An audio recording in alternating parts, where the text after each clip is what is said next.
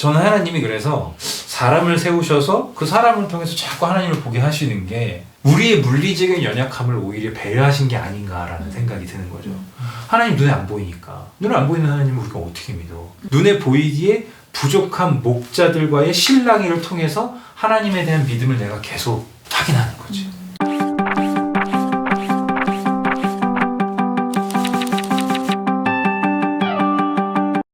믿음도 종류가 세 가지가 있어요. 아직 세 번째 단계는 아닌데 둘 다 첫 번째 단계의 믿음이 뭐냐면 하나님이 그렇게 좋지도 않아. 하나님을 내가 24시간 생각하면서 살지도 않아. 근데 하나님 이때 어느 순간 내가 막 살다가도 너무 막 살면은 약간 양심의 가책이 그래도 내가 하나님이 계신데 이렇게 살면 안 되지 않아? 요 정도예요. 근데 이것도 믿음이야. 그 다음 믿음은 뭐냐면 하나님 계셔. 그리고 나와 동행하셔. 내 삶에 일어나는 일들을 해석을 할 때 하나님 중심적으로 해석하는 습관이 딱 생기는 거예요. 이 1단계에서는 부정적인 부분에서만 하나님을 생각해. 이 2단계 올라가면은 모든 상황에서 해석이 되는 거야. 모든 상황에서. 3단계까지 가면 진짜 좋죠. 3단계는 뭐냐면 고난도 함께 받으리. 예수님이 날 위해 죽어주셨는데 뭐 내가 손에 칼자국 하나 나는 거 뭐 예수님은 못이 뚫렸는데 뭐 지금 두 사람의 차이가 여기에 있다고. 그러니까 남편은 요 단계고 아내는 요 단계인 거야. 목사님 못 믿겠다고 했잖아요. 믿지 마세요. 우리가 목사님을 하나님처럼 보고 기대를 해서 더 상처받는 것도 있어요. 일반 그냥 인간 수준으로 비교해도 저게 목사야 있는데 사역자를 바라볼 때 성도가 균형 잡힌 시각을 어떻게 바라봐야 되냐면 분명히 목사들은 다 부족해. 항상 실수하고 어떨 때는 진짜 치명적인 죄도 막 드러나고. 그럼 이제 우리가 생각해 봐야 되는 게 뭐냐면 하나님은 왜 저런 사람들을 허용하시지? 물론 그 사람들의 모든 악함을 하나님이 냅뒀다는 말은 아니에요. 그러니까 하나님이 무책임한 식으로 얘기하면 안 돼. 왜 하나님은 이런 구조, 이런 체제를 계속 가져가시지? 예수님도 보면 자기가 하면 되는 걸 왜 제자들을 막 보내서 하라 그러잖아요. 그럼 제자들은 또 막 병 고치러 보냈는데 못 고쳐. 근데 왜 굳이 또 보내지? 왜 이런 소모전을 하냐 이거예요.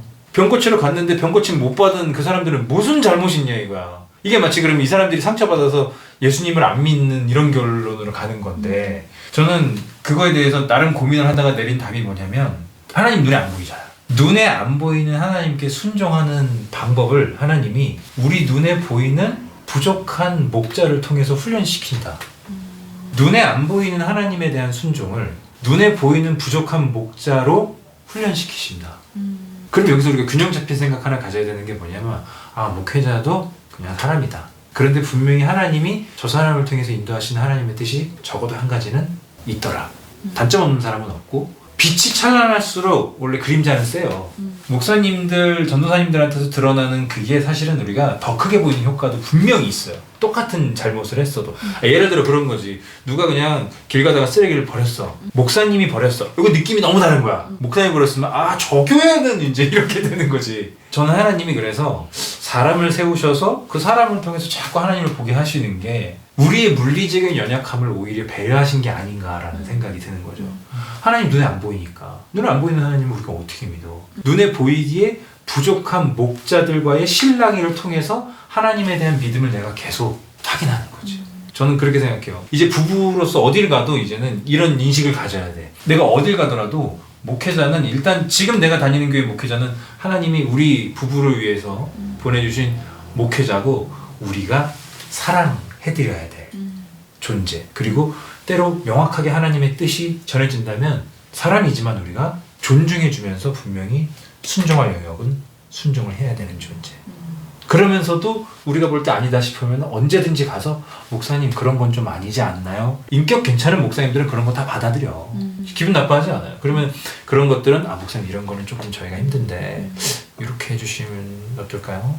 그렇게 해서 그냥 일방적으로 받아들이기보다는 양방향 통행을 하면서 신앙인들끼리 결혼하고 제일 좋은 건 신앙적인 에너지가 하나로 합쳐지는 거예요. 그래갖고 내가 신앙적으로 이렇게 떨어지는데 이 사람이 딱 끌어올려주고 이 사람이 떨어지는데 또 다른 신앙의 모습을 이 사람이 딱 이게 사실 결혼하고 나서의 제일 좋은 건데 예를 들어 내가 총각 처녀 때는 이런 거 갖고 힘들었는데 결혼해서 살면서 전혀 이젠 그런 게 안 힘들어. 지금 내가 안타까운 건 둘이 혼자 살 때와 별반 다를 바 없는 신앙적인 싸움을 하고 있다는 그게 내가 지금 안타까운 거고 근데 이게 안타까우면서도 기대되는 부분이 뭐냐면 요게 이제 딱 맛을 보잖아요. 신앙적인 서로의 채워줌을 이렇게 부부가 맛을 보잖아. 아 이거는 뭐 지금 아마 두 사람은 그런 생각도 할걸.